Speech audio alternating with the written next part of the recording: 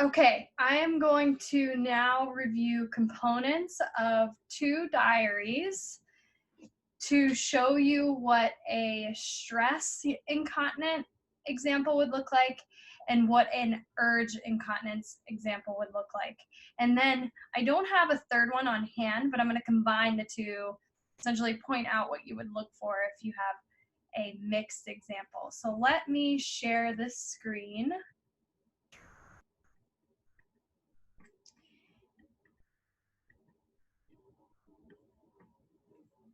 Okay, so hopefully you could see this. Now, as a reminder of the columns, this is the person's waking up. They void 12 ounces. They had to go really badly. And in that same amount of time, before 6:30 rolled around, they had 8 ounces of water, 8 ounces of coffee, and a banana. You can also note if you had a bowel movement anywhere here as well. I just didn't here. Now, I realized that unless you change your pad, so this is an error, and weigh your pad on hand, you won't know the grams. So if it's okay if you don't know how much you're leaking per leak, as long as you're measuring how much you're leaking throughout the day. But in this case, let's say this person did change her pad and noted that when she tripped over the curb, she didn't really have an urge, but she leaked with the tripping. When she was able to, she changed her pad. See here.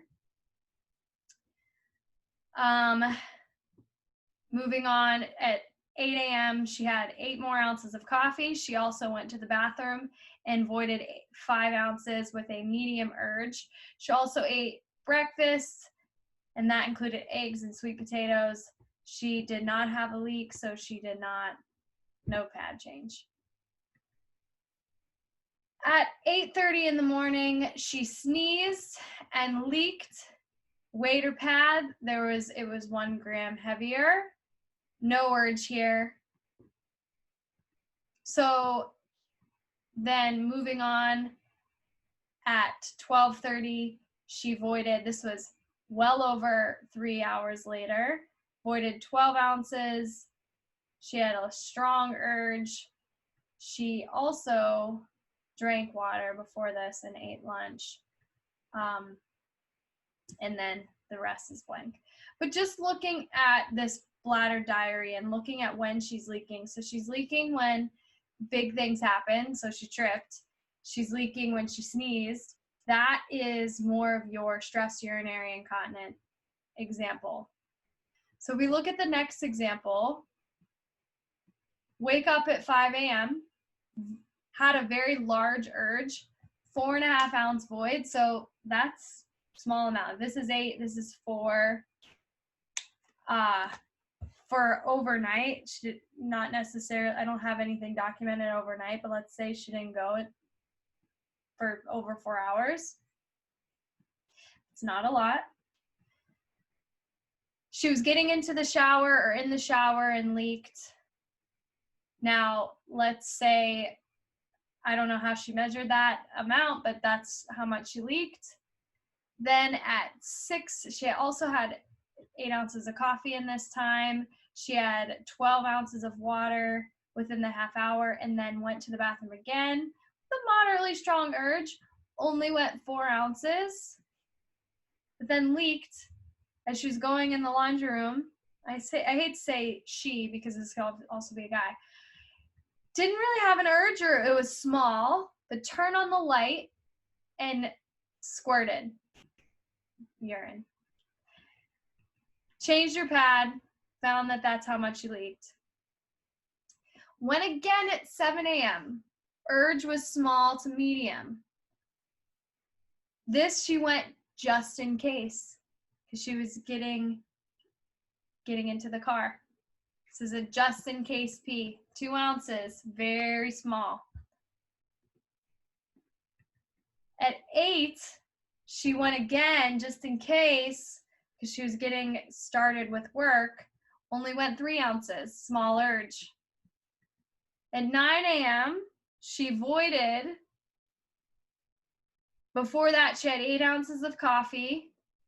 She went 3.5 ounces, moderate urge, but still only 3.5 ounces. Remember, the normals, what I said, was somewhere around 8 ounces up to upwards of 16 ounces of urine in the bladder. What does this look like? Well, she's leaking in the shower, like when she went into the shower, turning a light on in the laundry room. The amount that she's going is very small. So that gives me insight, oh, she's probably not completely emptying.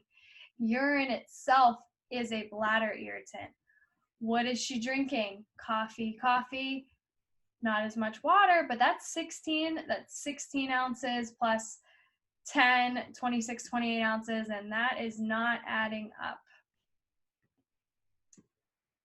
So what would so if we combined this with the first example, and she was also leaking with sneezing, leaking with effort, exertion, then that would be more of a mixed profile. And honestly, that's the most common of what I see, is a mixed profile.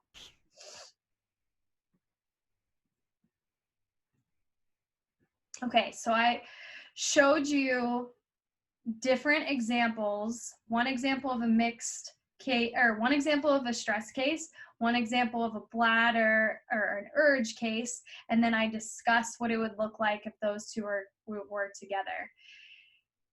Now, next step is for you to document everything.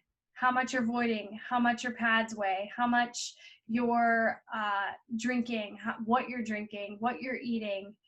Total it up. I want you to do that for 3 days, 3 good days, your typical day. And then you're going to go through this and interpret, okay, when am I leaking? Am I more of an urge case? Am I more of a mixed, or am I more just stress urinary incontinence? And then if you want more guidance on interpreting all this, then I would take the next step and ask for more modules, or schedule a consult with me and how to interpret anything more if you can't figure it out. Thank you guys for watching. Be sure to check out my resources on bladder irritants, both from a fluid perspective and a food and fluid, and best of luck.